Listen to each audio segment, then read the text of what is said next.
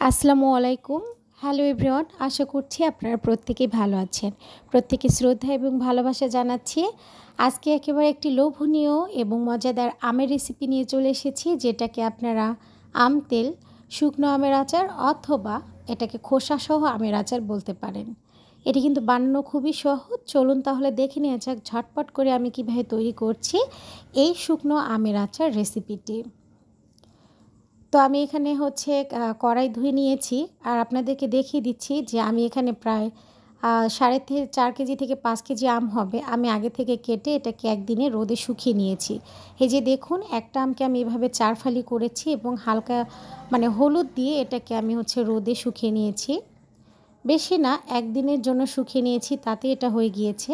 তো আমি পর্যাপ্ত পরিমাণে এখানে সরিষার তেল দিয়ে দিচ্ছি। আপনারা তো প্রত্যেকেই জানেন যে আচারের ক্ষেত্রে একটু তেল বেশি লাগে।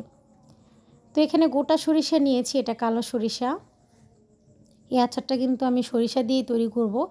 তো এখানে আমি সরিষা দিয়ে নিলাম। আপনারা আপনাদের প্রয়োজন মতো সরিষাটা ব্যবহার করবেন। যেহেতু আমি এটা পছন্দ করি তাই একটুখানি বেশি দিয়েছি। আর এখন আমি এখানে কেটে রেখেছিলাম, দেখুন মরিচ কুচনো করে রেখেছি, কুচি কুচি করে নিয়েছি। এটা বিচি ছাড়া আছে এবং আদা কুচি করে নিয়েছি, আদাটা দিয়ে দিলাম এবং মরিচের কুচিগুলো দিয়ে দিলাম। এটা কিন্তু বিচি ছাড়া, আমি কিন্তু আপনাদেরকে আগেই বলেছি। বিচিগুলো আমি ফেলে দিয়েছি। মরিচটা কিন্তু অনেক ঝাল। তো এটাকে হালকাভাবে নেড়ে চেড়ে নিচ্ছি। আপনারা তো জানেনই সরিষাকে বেশি জাল দিতে নেই, সেক্ষেত্রে কিন্তু পুড়ে যায়। তো হালকা একটু নেড়ে চেড়ে এখন কিন্তু আমি আমগুলোকে ঢেলে দিব। তো আমগুলোকে আমি ঢেলে দিচ্ছি। একটুখানি নেড়ে চেড়ে নিচ্ছি। আর এখন কিন্তু এর মধ্যে আমি দিয়ে দিব কিছু গোটা মশলা এবং লবণ, বিট লবণ। তো একটুখানি নেড়ে চেড়ে নিলাম। আগে থেকে এদিকে আমি একটা প্লেটে রেডি করে নিয়েছি জিরে গুঁড়ো, গোটা ধনে, গোটা মৌরি, এলাচ এগুলো পিছন দিক থেকে ফেটে দিয়েছি এবং তেজপাতা, দারুচিনি, সাদা লবণ এবং বিট লবণ। বিট লবণটা কিন্তু আচারে দিলে আচারটা অনেক দিন পর্যন্ত ভালো থাকে এবং সংরক্ষণ করা খুবই সুবিধা হয়। তো আপনাদের কাছে যদি থেকে থাকে অবশ্যই কিন্তু এটা দেওয়ার চেষ্টা করবেন। আমি বরাবরই আমার আচারের ক্ষেত্রে বিট লবণটা আমি ব্যবহার করে থাকি। তো এগুলোকে ভালোভাবে নেড়ে চেড়ে দিচ্ছি। ও হ্যাঁ, আর একটা কথা, আপনারা কিন্তু ফোড়নের সময়ই মৌরিটা এবং ধনে, গোটা ধনেটা দিতে পারেন, বাট আমি কিন্তু এখন দিচ্ছি যেহেতু এটা কিছুক্ষণের জন্য আমি ভেজে নিব। তো এভাবে অনবরত আমি নেড়ে চেড়ে নিচ্ছি। এখন আমি গুড় দিয়ে দিচ্ছি। যেহেতু আমটা আমার টক ছিল, এই জন্য গুড়ের পরিমাণটা একটু বেশি নিয়েছি। আমটা কিন্তু এতটাই টক ছিল যে যেটা বলার মতো না, মুখেই দেওয়া যাচ্ছিল না। তো এই গুড়ের পানিটা থেকেই কিন্তু এই আমটা সিদ্ধ হয়ে যাবে। এক্সট্রা করে এখানে কোনো পানি ব্যবহার করার প্রয়োজন নেই। তো এটাকে আমি ভালোভাবে নেড়ে চেড়ে দিচ্ছি আর অল্প কিছুক্ষণের মধ্যেই কিন্তু গুড় থেকে পানি বের হয়ে যাবে। তো দেখুন, এটা থেকে অনেকটা কিন্তু পানি বের হয়ে গিয়েছে। আমি নেড়ে চেড়ে দিচ্ছি। খুবই অল্প সময়ের মধ্যে কিন্তু আচারটা তৈরি হয়ে যায়, ঝামেলা ছাড়াই। তো এখন এটা দেখুন খুবই ভালোভাবে বলক চলে এসেছে। আর এটা কিন্তু কালারটা একেবারেই চেঞ্জ হয়ে যাবে এমন কিন্তু থাকবে না। এটা কিন্তু মাঝামাঝি পর্যায়ের ভিডিওটা আপনাদেরকে দেখাচ্ছি। এই কালারটাও কিন্তু থাকবে না। এই আচারের ক্ষেত্রে কিন্তু কালারটা আরও গাঢ় হয়ে যায়, যেটা আরও লোভনীয় এবং জোছি লাগে। তো আরও কিছুক্ষণ ধরে এটা জাল হতে থাকবে।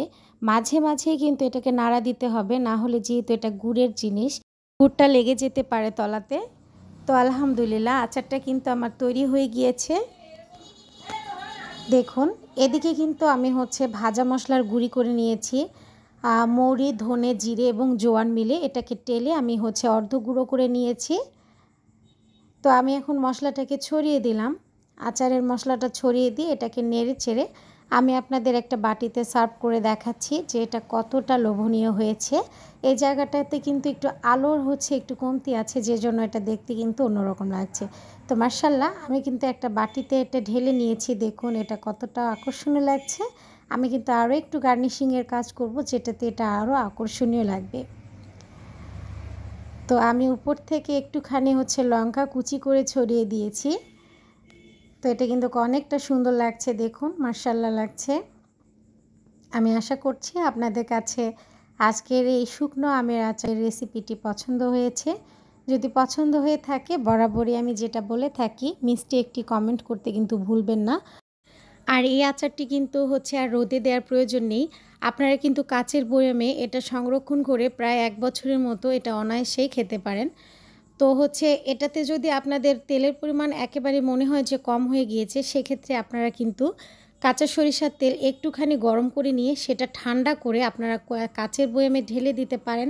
সেক্ষেত্রে কিন্তু আচার 1 বছর না 2 বছর পর্যন্ত ভালো থাকবে। আমি আশা করছি আপনাদের কাছে আজকের এই আম তেল বা শুকনো আমের আচারের রেসিপিটি পছন্দ হয়েছে। তো যদি আপনি আমার চ্যানেলে নতুন হয়ে থাকেন, অবশ্যই আমার চ্যানেলটিকে সাবস্ক্রাইব করে অল বাটনে প্রেস করে রাখুন, যাতে আমার চ্যানেলের ভিডিওগুলি পৌঁছে যায় সবার প্রথমে। আর সবাই ভালো থাকুন, সুস্থ থাকুন, নিজেদের যত্ন নিন এই প্রচণ্ড গরমে। তো আবারও দেখা হবে নতুন কোনো ভিডিওতে, নতুন কোনো রেসিপি নিয়ে। আজ এ পর্যন্তই। আল্লাহ হাফেজ।